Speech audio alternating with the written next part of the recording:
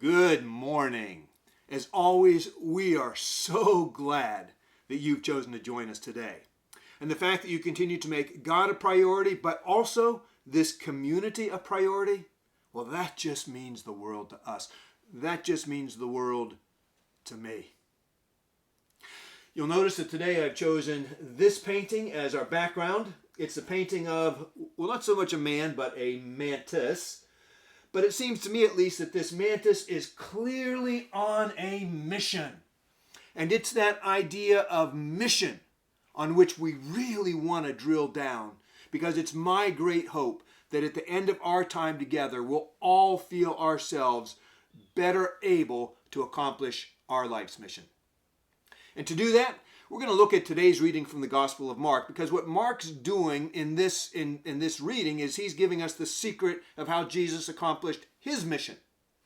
And he's doing that by giving us a snapshot into Jesus' everyday life. And so that when we see the things that Jesus is doing, we'll understand that these aren't one-offs, things that Jesus did only sporadically or only occasionally, but this is the very sum and substance of Jesus' life.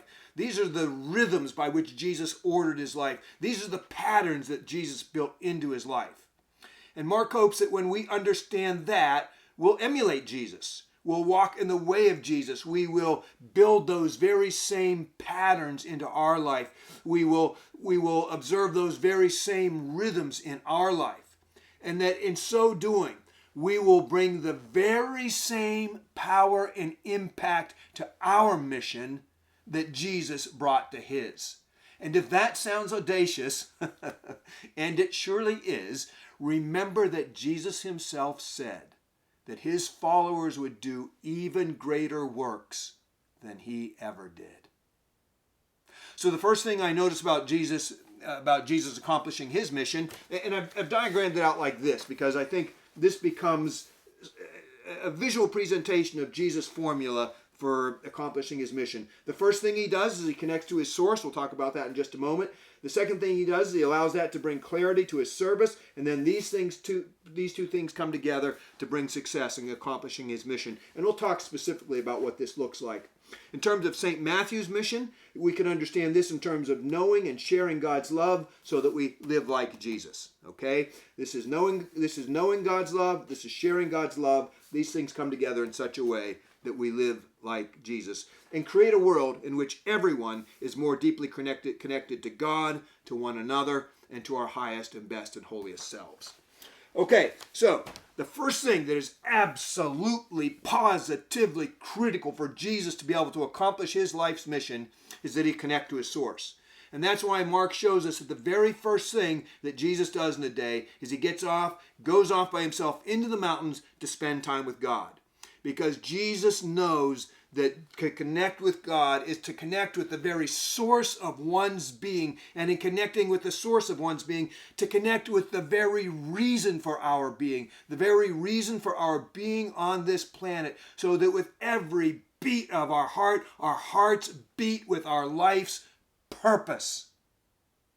Now, what we've come to understand is that God designed us in such a way that when we do this, when we connect with our source and do so on a regular basis, Jesus does it daily, first thing of the day.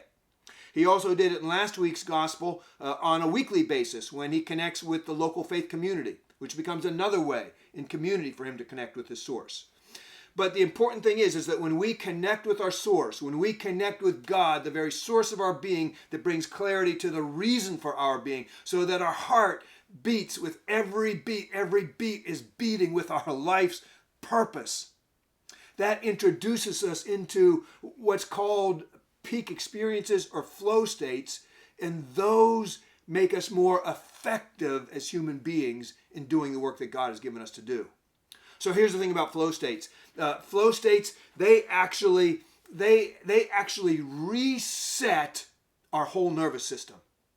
So if we've had a hard day, if we had a hard week, if we had a hard year, 2020, and I hear people talking now that January is like the 13th month of 2020, what happens is stress chemicals, stress hormones, they build up in our body. And as they do so, those chemicals, they wear us out and they tear us down. But when we have peak experiences, when we enter into flow states, that actually flushes our system and resets everything. It flushes all those bad hormones and chemicals out of our system so that God can replace them with good neurochemicals, with good physiology. And what that physiology allows us to do is it brings us better cognition, greater mental acuity, helps us have better focus, brings us more stamina, actually increases our strength, it deadens pain, it creates more empathy, it enables us to work together in a way that's heightened. And so all these things are the benefit of allowing ourselves to connect with our source, to connect with God's self, to have these kind of peak experiences and enter into these flow states. And then the other thing that they discovered, and this is a study that was just done at Harvard University, is that even when those flow states are done, the effects of those flow states, they last for days on end. So this is why it's so important that we develop a regular spiritual life where we're connecting with God on a daily basis. But it's also why worship is so important. And it's why it's so important to me personally, to your whole staff, and to our strategic plan in accomplishing the work that God has given us to do. Because in worship, what we genuinely want to happen, we want to so craft our services, listening to God's leading, in tune with God's Spirit, that in this time together, we're brought into the very presence of God and experience the transformative life of God. And that it gives us a reset, that no matter how bad our day or week or year or life has been to this point, that it resets everything and we're better prepared to face the week ahead. Whatever's behind us washed away, and we are in essence given a new lease on life. And the benefits that come from entering into this state of carry on into the week ahead. But that tends to fade as time goes on, and that's why we need to meet with God regularly on a daily basis, but also meet with God in community on a weekly basis. And we may all differ in biology, but in personality, but we do not differ in biology. This works the same for all of us. We all share in human physiology. So all of us, the benefits of entering into a peak experience, of entering into a flow state, it does not last. And so we need to be recharged. We need to reconnect with our source personally and community on a regular basis. If we want to live like Jesus, if we want to engage in our own ministry as Jesus engaged in his, this is absolutely essential. And it is the very foundation of this process. And if we don't start here, we're never going to get anywhere else. Well, the second thing I notice is that Jesus then, in connecting with God's self, the very source of his being, so that he remembers with great clarity the reason for his being, this also brings clarity to how Jesus can best serve. This helps Jesus see the sweet spot in which he can serve the world, the people in the world around him. And so in today's gospel, we have this beautiful cascade of service. Jesus comes into Peter's house. Peter's mom is sick with the flu, and Jesus heals her. So Jesus serves her. She gets up and serves the disciples. And then everybody heads off into the village, and they serve everybody well into the night. It's this beautiful cascading of service. What does it mean to serve? I think there's three questions we ask. So if the first thing is knowing God's love, this is sharing God's love. How do we share God's love? I think there's three questions to ask. The first is, how can I be helpful to the people around me? How can I be most helpful to the people in the world around me? The second question is, how can I bring added value to the lives of people around me? Added value that would not be in their lives if I were not in their life. How can I add a value to their life, make their life better in such a way that they wouldn't experience that if I wasn't a part of their life? And then the third question is, how can I be useful? And I feel like useful is one of those words that maybe gets a little bit of bad press sometimes. But Jesus never in a million years could imagine being in the world without being useful to the world. And so the next question becomes, in very specific ways, in very practical ways. How can I be useful to you? How can I be useful to the people that God has blessed me with in my life? Very practically, very specifically. And that also brings us into a sweet spot. Again, this is how God wired us up. And is that when we find the sweet spot in service, it doesn't take energy away from us. It actually fills us with energy. It's like being plugged into a 220-watt line. I think today's gospel illustrates this perfectly, because I imagine it like this. At some point well into the night, because remember, people didn't even start coming to Jesus until sundown. At some point well into the night, those people realized they had to work the next day, and so they all went home. At this point, I think the disciples look at each other, Jesus, they all look at each other and say, hey, where's everybody going? We're just getting started. And then one of them looks at their watch. They didn't really have a watch, I know that. But they looked at their watch and they say, holy cow, do you know it's 10 o'clock at night? That's where they all went. They had to go home. And they look at each other and say, 10 o'clock? You're kidding me. I thought it was like, well, yeah, you're right. The sun went down. It is night. I mean, I think the moment was so good that it became one of those timeless moments. And rather than taking energy from them, it infused them with energy. This is one of the secrets to life. This is what service does. And then when they go home, I don't think they went straight to bed. I think they sat down and I think they talked together. And I think they said, oh my goodness, did you see the look on that woman's face? When she came to Jesus with that problem that she's been carrying her whole life long, that has defined who she is, and Jesus released her from that problem and gave her new hope for life. Oh my goodness. Did you see the look on her face? Wow. Did you see the way that man walked away from so differently from Jesus than the way he approached him? When he approached him, he was hunched over and bowed down like he was carrying the weight of the world, like nobody saw him, like nobody cared about him, like he didn't matter at all. But in that moment when Jesus looked at him, when Jesus saw him and said, oh, brother, I'm so glad you're here. I love you, and let me help you carry your burden. Did you see the way that man's face lit up? Did you see the way that it brought a spring to his step as he walked away from Jesus from their time together? Oh, I didn't ever want tonight to end. Can we do it again tomorrow?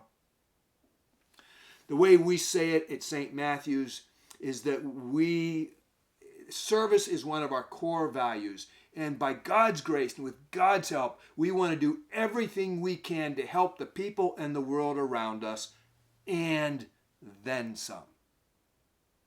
Well, the final thing I see is that these two things come together in such a way.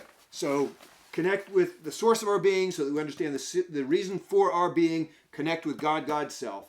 This brings clarity to how it is we're called to serve in our sweet spot, so that we're helpful to others, that we add value to people's lives and to the world, leave the world better than we found it, and that we are genuinely useful to the people that we are blessed to come into contact with in any given day. These two things then come together to produce success in Jesus' mission and ministry. But here's what we need to understand. And this is the key to understanding Jesus. This is the key to understanding God's kingdom. And it is that success is not personal or individual. It's not a matter of my personal or individual achievements. It's not a matter of my having personal or individual prosperity, the benefits of my own personal individual benefits or prosperity in my life. But success is always corporate. It's always something that we enjoy together as a community, or in the biblical understanding of things, in Jesus' understanding of things, we don't understand true success at all. Success, as Jesus understands it, comes not when I succeed myself, but when I help you succeed in your life's mission. When we all help each other and everybody in the whole world to succeed in our life's mission, so that we really do create a world which is filled with love, in which everybody matters, in which everybody is treated with kindness and dignity and respect. And this is one of the most mind-boggling concepts I have ever come across. And it is that for Jesus to succeed in his mission, as the Messiah, as the Savior, the one who shows us the way to live, so that we would walk in the way of Jesus, that we would love in the way of Jesus, Jesus only succeeds in that to the degree that he helps other people succeed in their life mission. Doesn't matter how much he prays, doesn't matter how much he reads the Bible, doesn't matter how much time he spends in church, doesn't matter how many prophecies he fulfills. If he doesn't genuinely help the people around him, like he does in today's gospel, like he does with the disciples, then Jesus does not succeed in Jesus' life mission. And so if what it means for Jesus to succeed in his life mission is to help other people succeed in their life mission, then surely it means that for us as well. If Jesus hadn't lived his life in such a way that people saw the beauty of it, that people cared about the beauty of it, they never would have remembered Jesus, they never would have passed that on, and the world would never have been changed as people discovered what it means to walk in the way of Jesus. Jesus was only successful in his mission to the degree that he helped other people be successful in theirs. We are only successful in our mission to the degree that we help other people be successful in theirs. And in that, we all succeed together in creating this dream that God sets before us, or we don't succeed at all. I had a beautiful, beautiful experience of this, unlike any I've had my whole life long. And I had it this last Christmas, what I call the Great Love Fest of 2020. And I call it the Great Love Fest of 2020 because it was the night that we were able to hand out bags of food, hundreds and hundreds of bags of food. We were able to hand out hundreds of gift cards. But it was also the night in which the people who we were able to share our resources with them, boy, they shared their joy and their love with us. And so there was this reciprocal giving and receiving of love by all that were involved. And it was such a beautiful thing. On this night, it was supposed to start at 6 o'clock, and cars started coming to the church at 3:30 in the afternoon. By 4 o'clock, they were stretched the whole way around the church. We didn't wait to 6 to start sharing food with people. We just started giving food right away and gift cards. And again, hundreds and hundreds of bags. By the end of the night, it was constant till 8. And at 8, we were scrounging everywhere. Every nook and cranny in the church to find things, including our own wallets, so that we could make sure that everybody got something. And all these cars, not all of them, but virtually all these cars either had little kids in the background, kids in the backseat under 5, or they had car seats, or they had baby carriages in the trunk. And there were these families, and you just thought, this is helping them eke out a survival in this tough time. But they were also helping me eke out a survival in this toughest of years in my life that's been set by so much grief and sorrow, when they shared with me the great joy of getting food, of getting resources, of knowing that they mattered to somebody. And I thought of all my Christmases past, and really, to be frank, Christmases of years past were about loving some people some of the time. And that was good and that was beautiful because that was what I knew. And I don't regret a moment, and not just regret, I'd do it all over again. Loving some people, the people who come to church on Christmas Eve, and boy, that's just the joy of those moments, Christmas Eve with everybody. Some people we only see once a year, it doesn't matter, at least we get to see them then. Oh, what a superlative joy. But some people some of the time. The joy of gathering with my family around Christmas, around the Christmas tree, around the Christmas table. Oh, holy cow. Oh, talk about a heart full of joy. But again, that's some people some of the time, a relatively small group of people. It's a beautiful thing. I wouldn't change a thing. But on the Great Christmas Love Fest, where all of a sudden those circles of love expand exponentially, and now I'm not just helping the people close to me succeed in finding joy at Christmas, not just helping my family find joy, not just helping people come to church find joy, but I'm helping this whole community find joy. The circles expand exponentially. And now it's not just my family who's helping me find joy, and it's not just you who are helping me find joy as we gather on Christmas Eve, but it's this whole rich, blessed, beautiful, diverse group of people. And they're all saying, oh, God bless you, Merry Christmas, we love you. And the joy, as great as it was before, I couldn't have thought there would have been anything even better, but it expands exponentially and becomes more glorious still. And so at the end of 2020, the most brutal year I could imagine, with losses that just felt like they broke my heart into a million little pieces and then stomped it on the ground, God, through these expanding circles of love and affection where everybody is helping one another succeed, there is this moment that is one of the single most glorious moments of my whole life. And that's what we want for you, my dear brothers and sisters. That is St. Matthew's mission in a nutshell. To help us all connect with our source, with God, God's self, the very source of our being and reason for our being. That we would engage in service and find that sweet spot that changes everything. And then to give us opportunities to help us all God's children, wherever they're found, succeed in our life's mission, our mission of filling this world with love. That's what I hope and pray for you. That's what I hope this time together both inspires and in very practical ways helps us to do.